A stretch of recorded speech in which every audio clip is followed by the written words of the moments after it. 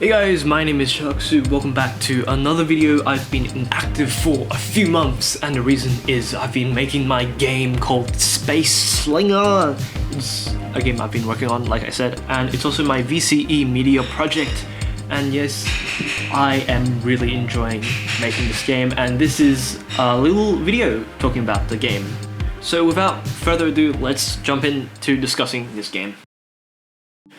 So before we actually get into all the details and stuff, I do want to give some context and background. So there's actually three main inspiration pieces. The first one is Slugterra. As you can see, it's actually very evident in the creatures and them transforming into these magical beasts when they actually fly.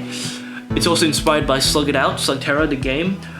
So that gameplay is actually really unconventional. It actually subverts the action tropes, I guess, since it's a match 3 game instead of like turn-based or anything like that.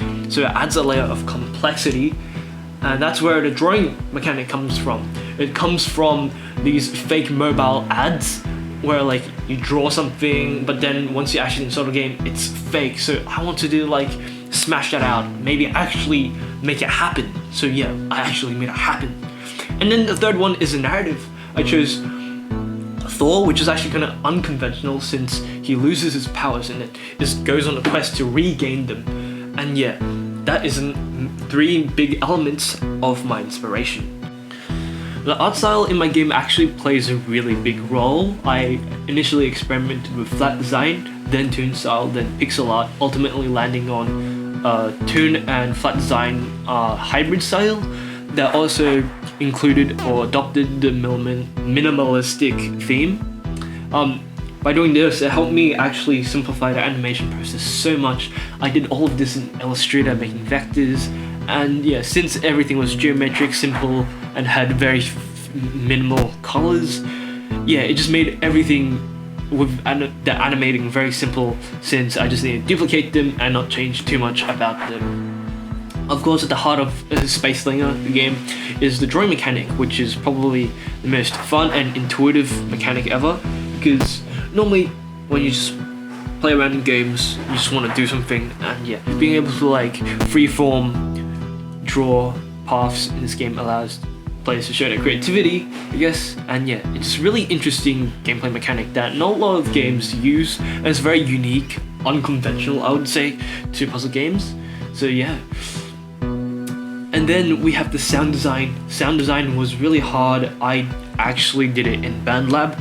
So I have a little bit of background in music composition. I did help my friends make music back in the day. I also made my own music a bit. So it wasn't new, but it was definitely a challenge because I had to harmonize it well with the gameplay.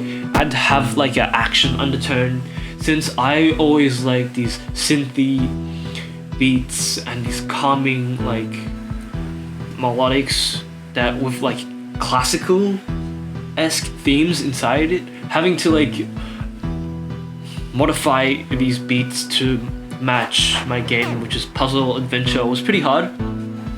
And yeah, I had to look up various ways on how to do it, like what major do I have to do it, what tempo is good. So yeah, there was a lot of challenge in that. And then the coding probably was another big part. Debugging was a nightmare, and adding a lot of like features was also pretty hard. Knowing how to like implement them, reading the docs over and over again just to make sure I have the right function, and understanding what the functions do if I did have AI assist me.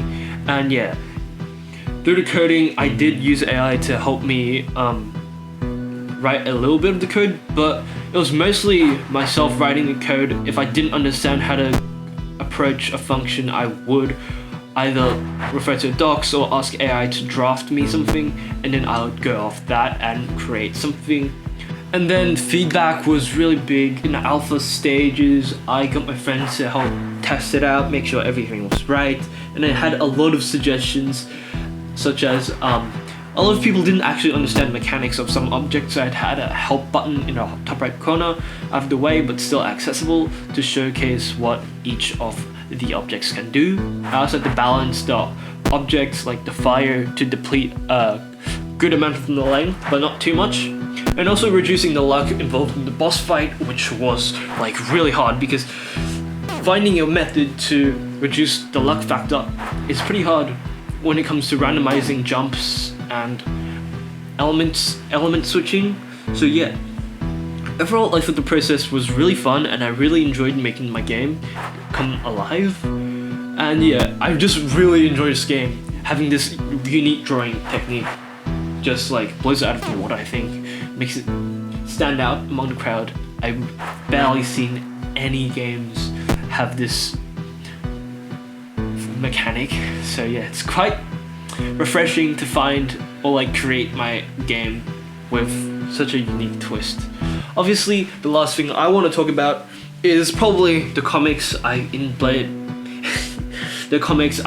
into my game. The prologue and the epilogue help serve and establish the context and introduces a narrative element into the game, which is really inviting, I guess. And yeah, that is the point of media. It's storytelling and also having a lot of fun. So yeah, if you want to support this game and give more feedback in the early beta development stages, go to my itch.io store and download the game yourself and try it out. Like I said, there will be bugs. So yeah, let me know if you have any suggestions, and I'll see you guys in the next one. Bye!